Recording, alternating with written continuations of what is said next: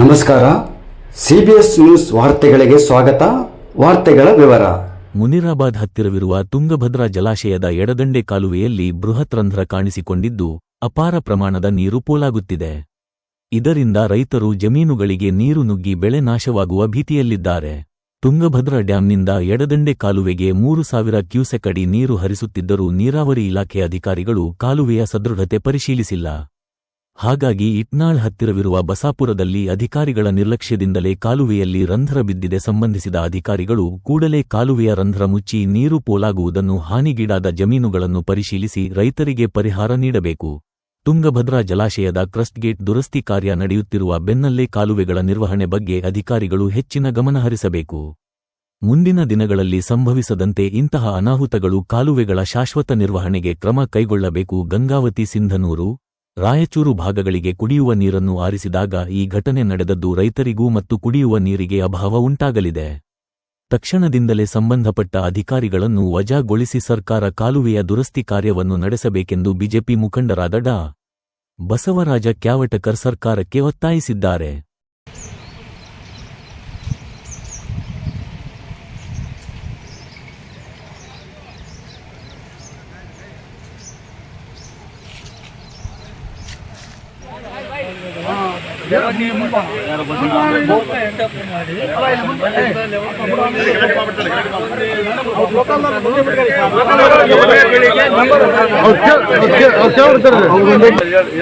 ಎಡದಂಡೆ ಕಾಲುವೆ ಬಸಪುರ ಬಳ್ಳಿ ದೊಡ್ಡ ಮಟ್ಟದಲ್ಲಿ ಅಪಾರ್ಟ್ಮೆಂಟ್ ನೀರು ಹಾನಿ ಹೊಡೆದು ಭತ್ತ ಆಗಿರ್ಬೋದು ಮತ್ತು ಕೆಲವು ರಸಗಳಿಗೆ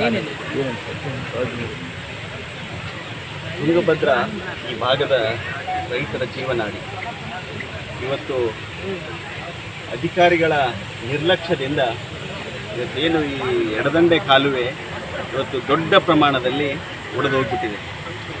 ಇವತ್ತು ರೈತರು ಬರಬೇಕಾದ್ರೆ ನಾವೆಲ್ಲ ಗದ್ದೆಗಳಲ್ಲಿ ನೀರು ನಿಂತ್ಕೊಂಡಿತ್ತು. ರೈತರೊಟ್ಟಿಗೆ ಮಾತಾಡ್ಬೇಕಾದ್ರೆ ರೈತರು ಹೇಳಿದರು, ಇದು ಒಡೆದೋಗಿರೋದು ಈಗಲ್ಲ, ಭಾಳ ದಿನಗಳಿಂದ, ಒಂದು 3-4 ತಿಂಗಳಿಂದ ಅಲ್ಲಿ ನೀರನ್ನು ಲೀಕ್ ಆಗ್ತಾ ಇತ್ತು, ಬೊಂಗ ಬಿದ್ದಿತ್ತು.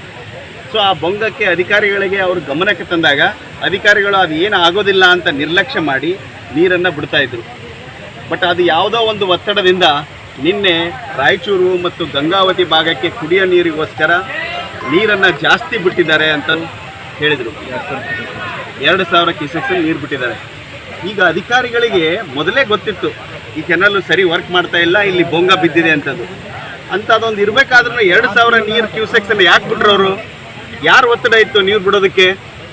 ಇವತ್ತು ಅಧಿಕಾರಿಗಳು ನಿರ್ಲಕ್ಷ್ಯದಿಂದ ಇವತ್ತು 100 ಎಕರೆ 1000 ಎಕರೆದ ಗಟ್ಟಲೆ ನೀರಲ್ಲಿ ಭೂಮಿಯಲ್ಲಿ ನೀರು ನಿಂತಿದೆ. ಅದು ಇನ್ನೊಂದು 15-20 ದಿನಕ್ಕೆ ಬೆಳೆ ಬರ್ತಕ್ಕಂಥ ಬೆಳೆ. ಇವತ್ತು ಆ ಬೆಳೆ ಇವತ್ತು ಹಾನಿಯಾಗಿದೆ. ಇಲ್ಲಿರ್ತಕ್ಕಂಥ ಜನದಟ್ಟಣೆಯಲ್ಲಿ ನೀರೆಲ್ಲ ಬಂದಿದೆ. ಇವತ್ತು ಅಧಿಕಾರಿಗಳ ನಿರ್ಲಕ್ಷ್ಯದಿಂದ, ನಾಯಕರ ಒಂದು ನಿರ್ಲಕ್ಷ್ಯದಿಂದ ಮತ್ತು ಬೇಜವಾಬ್ದಾರಿ ವರ್ತನೆಯಿಂದ, ಇವತ್ತು ಸರ್ಕಾರದ ಬೇಜವಾಬ್ದಾರಿ ವರ್ತನೆಯಿಂದ ಇವತ್ತು ಈ ಕೆನಾಲ್ ಒಡೆದೋಗಿದೆ. ಇವತ್ತು ಇದಕ್ಕಾಗಿರ್ತಕ್ಕಂಥ ನಷ್ಟ ಇವತ್ತು ಸರ್ಕಾರ ಬೇಗನೆ ಇಲ್ಲಿರ್ತಕ್ಕಂಥ ಎಲ್ಲ ರೈತರಿಗೂ ಮೊದಲು ಪರಿಹಾರ ಘೋಷಣೆ ಮಾಡಬೇಕು.